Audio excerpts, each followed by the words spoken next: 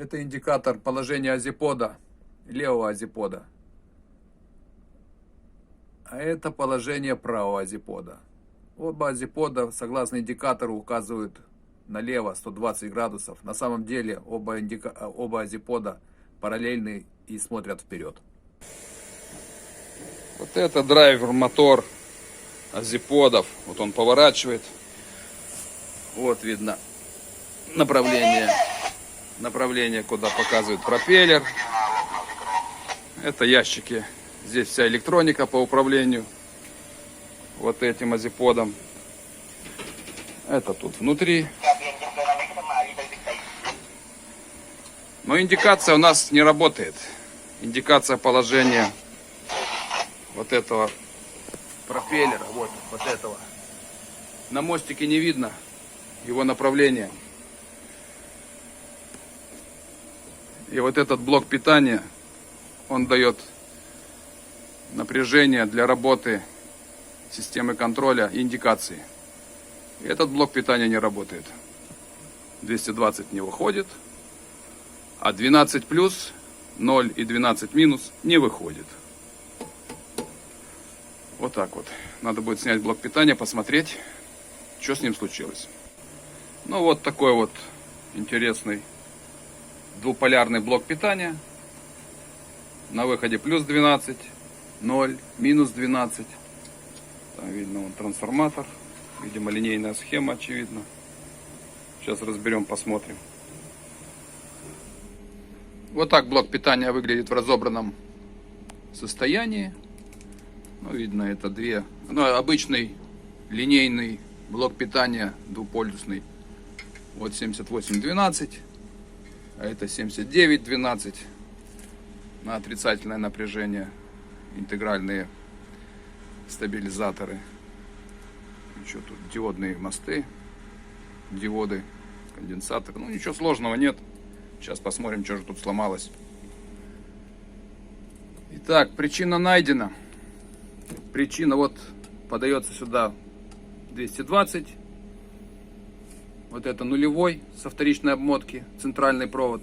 И два выхода по 12 вольт или по 16, сколько здесь они должны быть. Питание приходит, и первичная обмотка у нас сгоревшая. Все остальное целое, я проверил. Вот это вот первичная обмотка вот этого трансформатора неисправна. Вот он, этот блок питания, первичная обмотка в обрыве. И вот эта первичная обмотка, вот она идет сюда, она в обрыве. Сейчас я вскрою, может быть здесь есть предохранитель. Но если нет, значит все. Надо будет перематывать или покупать новый трансформатор. Вот здесь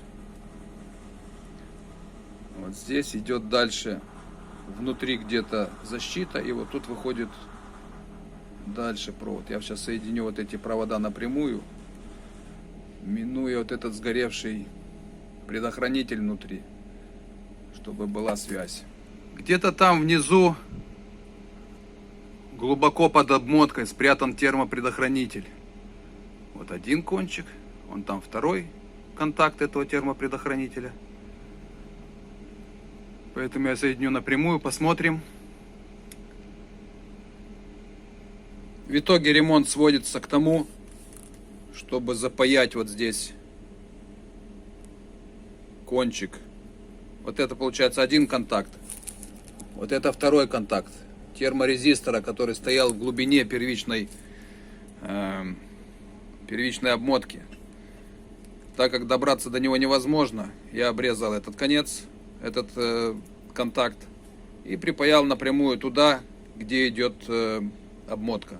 Так что у нас сейчас питание, которое приходит сюда, 220, идет на первичную обмотку. Вот один контакт, вот второй. Все. Термопредохранителя у нас больше в работе не будет. Ничего страшного, я потом поставлю еще дополнительный один предохранитель для безопасности. И все будет работать, как и прежде. Так выглядит трансформатор уже после сборки. Я все здесь закрыл. Собираю обратно и ставлю на место. Подключаем. Ну вот, проверка. Индикатор горит. Напряжение я проверил. Плюс 12 и минус 12 присутствует. Все хорошо, ставим на место. А это второй блок питания, точно такой же. И такая же проблема в первичной обмотке трансформатора. Вот так вот я сделал.